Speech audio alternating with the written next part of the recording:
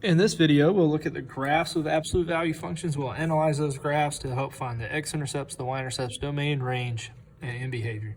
Let's talk about the parent function, y equals the absolute value of x. Most of us probably don't know what that graph looks like yet.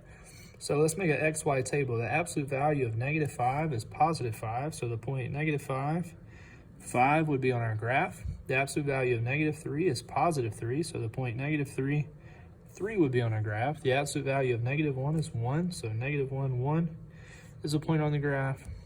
0, 0 is a point on the graph. So there's the left side of the graph. The right side of the graph, the absolute value of 1 is 1. The absolute value of 3 is 3.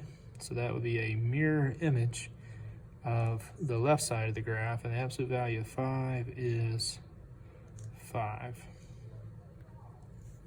Transformations, in this case we didn't have any. The x-intercepts, we're going to set y equal to 0. However, in this case we can look at the graph and say that it's 0, 0. The y-intercept, we're going to set x equal to 0, but again in this case we can see that it's clearly 0, 0. The domain, if we go left forever and right forever, the domain would be -infinity to infinity. The range stops right there at 0. Doesn't go below that, and it goes up forever to infinity. The end behavior, as x goes to -infinity, the y values are going up here to +infinity, and as x goes to +infinity, the right side of the graph, the y values are also going to +infinity. Let's look at our second example here. The transformations that occur, we have a reflection over the x-axis. We have a stretch by a factor of 2. We're going to go left 3, and we're going to go up 2. So we start at the origin, we go left 3 and up 2. This number in front is -2, and since this is a combination of two linear functions, we can use this idea of slope, -2/1. So we're going to go down 2, right 1, and we can do that as many times as we want. Down 2, right 1, down 2, right 1, down 2, right 1, to get the right side of the graph.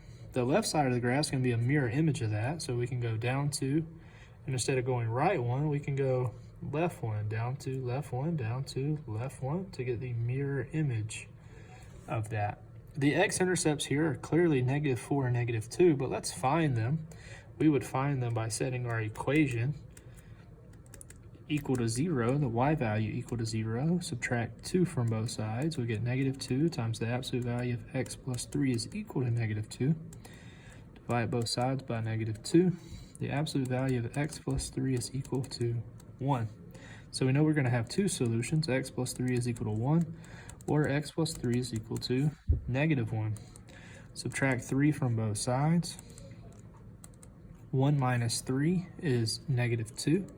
So -2 would be an x-intercept. -1 and -3 is -4 would also be an x-intercept, and we verified that algebraically. If we didn't know exactly what they were looking at the graph, we would have to do it algebraically. Looking at the y-intercept, how could we find the y-intercept? Well, we would set x equal to 0 and solve for y.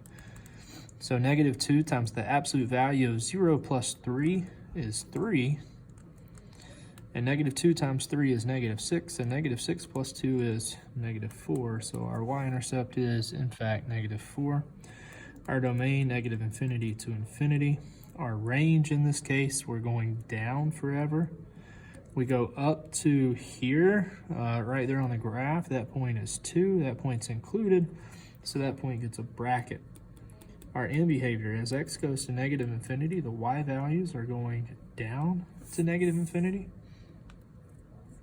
And as x goes to +infinity, the right side of the graph, our y values are also going down.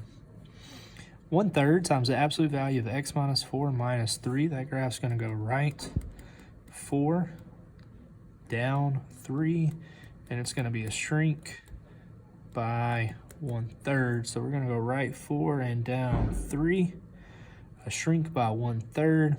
We can use the idea of slope here. We can go up 1 and right 3, and then the mirror image on the other side, up 1 and left 3, and we can do that as many times as we want. up 1, left 1, 2, 3. We get the left side of the graph and the right side of the graph. The x-intercept, -5 is one of the x-intercepts. We're going to have to solve the equation. 1/3 times the absolute value of x minus 4 minus 3 equals 0 to get the other x-intercept. The y-intercept, we're going to plug in 0 for x. And we're going to solve for y. The domain, -infinity to infinity. I'm not solving these equations. You can look back at the previous example to show how we solved those. The range, we're going down to -3, and we're going up to infinity. The end behavior in this case, both ends of the graph are going up to positive infinity. So the left and right side end behavior, both positive infinity.